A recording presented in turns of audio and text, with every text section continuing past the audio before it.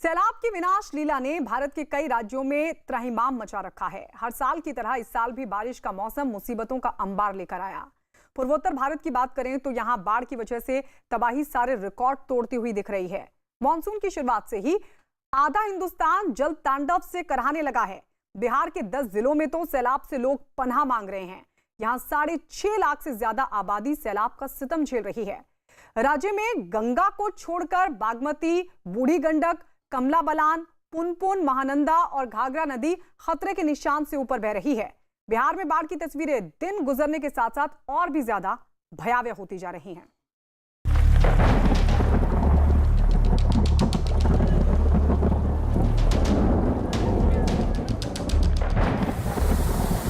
पूर्वी चंपारण जिले में गंडक नदी उफान पर है और नवादा गांव में लगातार पानी बढ़ते जा रहा है, जिसके बाद लोगों की परेशानियां भी बढ़ रही हैं।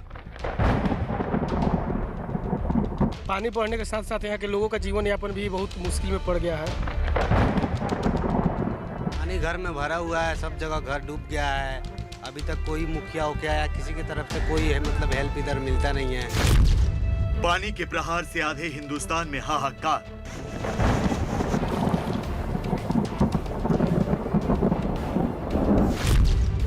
कुदरत की विनाश लीला से जनता हुई लाचार। बारिश के चलते लैंडस्लाइड हुआ। लैंडस्लाइड में लोगों के घर ढह गए और उसके बाद लोगों के पास रहने की कोई जगह नहीं है। आसमानी आफत से परेशानियों का अंबार। साहिलों पर सैलाब के आने का शोर थम नहीं रहा। पानी की तेज धार सब कुछ बहा ले जाने पर आमादा है। नदियां जमीन निगलती जा रही हैं। पहाड़ टूटकर बिखर रहे हैं। मलबे में तब्दील कस्बों की तस्वीरें खौफ पैदा कर रही हैं। सड़कें दरिया की शक्ल अख्तियार कर चुकी हैं। आशियाने सैलाब में समाते जा रहे हैं। गांव के गांव जल समाधि लेने लगे हैं। सिस्टम अपनी रफ्तार से लोगों तक राहत पहुंचाने की कोशिश जरूर कर रहा है, लेकिन कुदरत की विनाश लीला बर्बादी की दस्तक दे रही है। आधा हिंदुस्तान इस वक्त मानसून की मार से कराह रहा है। पूर्वोत्तर भारत की तस्वीरें तो बेहद डरावनी हैं। बिहार में बाढ़ से हालात दिन ब दिन बिगड़ते जा रहे हैं। जगह जगह बांध टूटने लगे हैं। सैकड़ों गांवों में पानी घुस आया है। हजारों लोग विस्थापित हो चुके हैं। तो पूर्वी चंपारण में गंडक नदी का पानी तबाही लेकर आया है। यहाँ गांव के गांव पानी में डूब गए हैं। लोग घुटनों तक पानी से होकर गुजरने को मजबूर हैं। कहीं मचान बनाकर लोग सैलाब से बचने की कोशिश कर रहे हैं, तो कहीं घर के छतों पर गृहस्थी का तंबू लगाए जिंदगी गुजार रहे हैं। मंदिर से लेकर मस्जिद तक जलमग्न हो चुके हैं। पूर्वी चंपारण जिले में बाढ़ से हालात बिगड़ने लगे हैं और कई ऐसे इलाके हैं जहां पर 4 फीट से 5 फीट तक पानी चला गया है, तो कहीं लोग घर से बेघर हो गए हैं। और हम अभी मौजूद हैं पूर्वी चंपारण जिले से संग्रामपुर अरेराज होते हुए गोपालगंज तक जाने वाली स्टेट हाईवे पर, जहां पर 4 फीट से ज़्यादा पानी हो गया है, जिसके बाद यह इलाका पूरी तरह से शहर से कट गया है। तस्वीरों में भी आप साफ तौर पर देख सकते हैं और धीरे धीरे पानी बढ़ते जा रहा है। घर में भरा हुआ है, सब जगह घर डूब गया है। अभी तक कोई मुखिया हो गया या किसी की तरफ से कोई है मतलब हेल्प इधर मिलता नहीं है। अब कुछ लोग अपने रिश्तेदार चले गए गाड़ी में बैठ के, नाव में बैठ के दूसरे जगह। पानी रहेगा तब तक हम लोग बैठे रहेंगे। पानी का रफ्तार बहुत तेज बढ़ रहा है। हम लोग घर से बेघर हो गए हैं। ऑन और पानी समूचा एक ही मालूम पड़ता है। गंडक नदी उफान पर है और पूर्वी चंपारण जिले के इस नवादा गांव में कमर तक पानी है। लोग परेशान हैं और अपना सामान समेटकर सुरक्षित जगहों की ओर पलायन कर रहे हैं। कोई गांव खाली कर रहा है, तो कोई पानी बढ़ने से छत के ऊपर बैठकर इंतजार कर रहा है कि शायद कुदरत रहम करे। लेकिन नेपाल और बिहार में लगातार बारिश जारी है, जिससे नदियों का जलस्तर तेजी से बढ़ रहा है। पानी बढ़ने के साथ साथ यहाँ के लोगों का जीवन यापन भी बहुत मुश्किल में पड़ गया है। लोग घर से बेघर हो गए हैं और बांध पर अपने माल मवेशियों को रखने के लिए मजबूर हो गए हैं। वाल्मीकि नगर गंडक बराज से निकला 4,38,000 क्यूसेक पानी पूर्वी चंपारण में तबाही मचा रहा है। यहाँ मौजूद सिकरहना नदी का बांध टूट गया है। अब नदी तेजी से जमीन निगल रही है। 8 पंचायतों में पानी भर गया है, तो लोगों का आरोप है कि बांध में मरम्मत का काम ही नहीं हुआ, जिससे पानी का दबाव बढ़ा और बांध टूट गया। हमारा तो 8 फीट पानी में हम अभी नहीं, इतना हमारा पानी हो रहा है घर पर जाने के लिए। सब आदमी माँ पापा को माँ को बाहर निकाल कर रखे हैं वहाँ पे। 82,000 का ये प्रोजेक्ट थोड़े से में ये 260 फीट ये करा करके और इसको बंद कर दिया गया। काम हुआ नहीं और उसका यही जो कारण है कि ये जो बांध टूटा है, इसमें तमाम फसल लोगों का नुकसान हो गया। पूर्वी चंपारण में हालात कितने बदतर हैं, इसका अंदाजा आपको इन तस्वीरों से हो जाएगा। बाढ़ की वजह से लोग सड़क पर शरण लेने को मजबूर हैं। प्लास्टिक से बने तंबुओं के नीचे लोग जिंदगी गुजार रहे हैं। भूख प्यास मुसीबत का सबब तो है ही, जंगली जानवरों का खतरा भी बढ़ गया है। कोरोना संकट के बीच सैलाब का सितम शुरू हो गया है और पूर्वी चंपारण जिले के सुगौली इलाके में बाढ़ से हालात बिगड़ने लगे हैं, जिसके बाद लोग सड़क के किनारे शरण लिए हुए हैं। तस्वीरों में भी आप साफ तौर पर देख सकते हैं NH 28A है, जिसके किनारे लोग प्लास्टिक डालकर यहाँ पर किसी तरह से अपनी ज़िंदगी गुजार रहे हैं। और यहाँ से आपकी नज़रें जहाँ तक जाएंगी सिर्फ लोगों का आशियाना दिखाई देगा, वो भी प्लास्टिक का। ऊपर से बारिश का डर अलग है कि अगर बारिश आ जाए तो फिर क्या होगा। पूर्वी चंपारण से करीब 150 किलोमीटर दूर समस्तीपुर का हाल देखिए। लगातार हो रही बारिश के कारण समस्तीपुर जिले के शहर से लेकर गांव तक जल जमाव की समस्या से लोगों को काफी परेशानियों का सामना करना पड़ रहा है। समस्तीपुर में बारिश के पानी से बाढ़ जैसे हालात बन गए। सड़कों पर 1 से 1.5 फीट पानी जमा हुआ है, तो लोगों के घरों में भी बारिश का पानी घुस आया है। घर में रखा सामान तैर रहा है। लोग कुदरत की विनाश लीला से पनाह मांग रहे हैं। लगातार हो रही बारिश के कारण समस्तीपुर का ये शहर से सटा हुआ जितवारपुर का हसनपुर का ग्रामीण इलाका है, जहां पर लगभग 1.5 से 2 फीट पानी सड़क पे जमी हुई है। और इधर हम आपको दिखाना चाहेंगे लोगों के घरों में भी पानी प्रवेश कर गया है, जिसके कारण लोगों को काफ़ी परेशानियों का सामना करना पड़ रहा है। छत भी गिर गया है, रात में बच गया सब आदमी। तो इसमें रहते हैं? इसी में रहते हैं। डर भी लगता है? डर भी लगता है। सांप आता है मोटा मोटा, बहुत मोटा सांप आता है और खाना पीना का कोई उपाय नहीं है। बिहार में हर साल बाढ़ आती है और हर साल ऐसा ही तबाही का मंजर नजर आता है। तो आपको बता दें कि इस साल बाढ़ का दायरा बढ़ता ही जा रहा है। बिहार के 10 जिलों में सैलाब से हाहाकार मचा है। बिहार की 6.5 लाख से ज्यादा की आबादी सैलाब की मार झेल रही है। राज्य में गंगा को छोड़कर बागमती, बूढ़ी गंडक, कमला बलान, पुनपुन, महानंदा और घाघरा खतरे के निशान से ऊपर बह रही है। बिहार में क्योंकि वो नेपाल के तराई में जो बारिश होती है या वहाँ से बराज से अगर पानी छोड़ा जाता है, तो उस पर निर्भर करता है कि बिहार में जो उफान, नदियों में उफान आता है, तो उस पर निर्भर करता है। और पिछले 2-3 दिनों में ये बारिश काफ़ी हुई है और इसके चलते बिहार के लगभग सभी रिवर सिस्टम्स में उफान आया है, डेंजर लेवल से ऊपर हैं। बाढ़ की मार से बिहार त्राही त्राही कर रहा है। नेपाल में हो रही लगातार बारिश बिहार की नदियों पर भारी पड़ रही है। हजारों लोगों की जान खतरे में है। सहरसा, दरभंगा, मधुबनी, सुपौल, मुजफ्फरपुर और मोतिहारी बाढ़ से बेहाल है।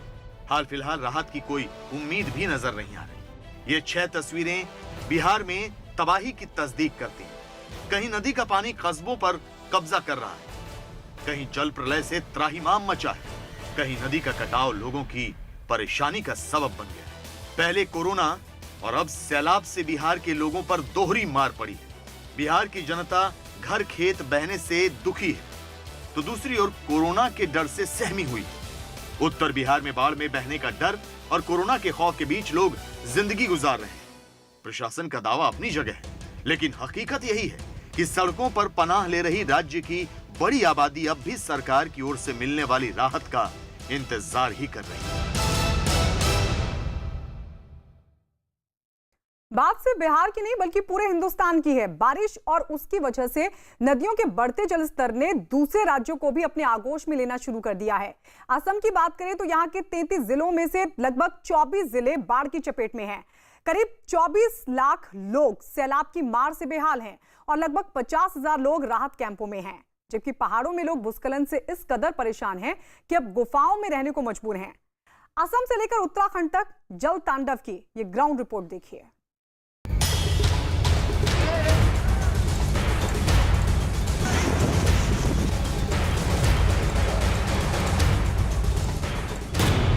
असम में जल प्रलय से बेबस हुई जनता।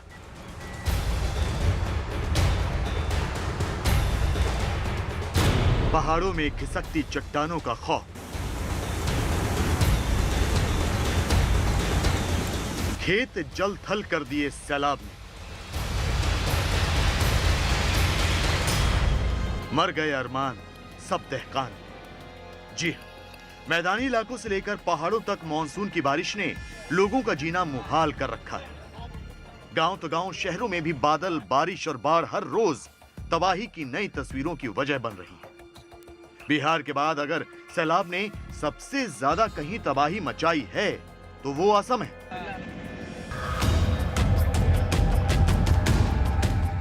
शांत ब्रह्मपुत्र नदी की जलधारा तो बहुत अच्छी लगती है, लेकिन जब वही शांत नदी रौद्र रूप लेती है तो ना सिर्फ लाखों लोगों को बाढ़ में डुबोती है बल्कि गांवों के नामो निशान मिटाकर इतिहास बना देती है। इस बाढ़ पीड़ित महिला की आंखों में ब्रह्मपुत्र नदी का खौफ साफ नजर आ रहा है। डिब्रूगढ़ जिले में कभी इस महिला का गांव रंगा मोला हुआ करता था, जो आज किसी टापू की तरह नजर आ रहा है। सपनों और उम्मीदों का आशियाना जल समाधि ले चुका है।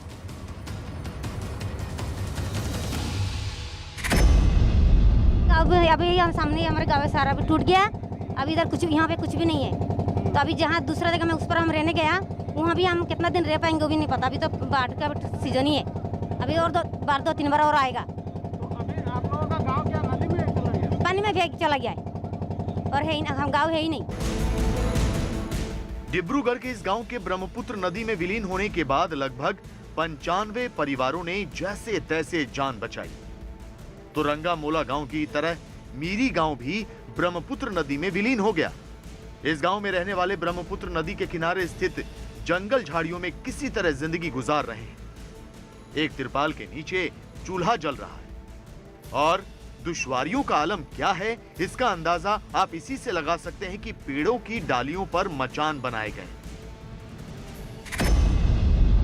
खतरा में है, अभी खतरा में है। जो नदी काट रहा है तो एक दिन का भरोसा नहीं है इसमें। जब बैठा हुआ है तो जाएगा कहाँ हम लोग। इसे जंगल का बीच में एक टुकड़ा माटी बच गया, उसमें रुका हुआ है। दोनों तरफ नदी है, नदी का बीच में है। असम के डिब्रूगढ़ से लेकर सोनितपुर तक पानी ही पानी नजर आता है। यहाँ के 33 जिलों में से लगभग 24 जिले बाढ़ की चपेट में हैं। करीब 24 लाख लोग सैलाब की मार से बेहाल हैं। लगभग 50,000 लोग राहत कैंपों में हैं। तो मौसम लगातार खतरे की घंटी बजा रहा है।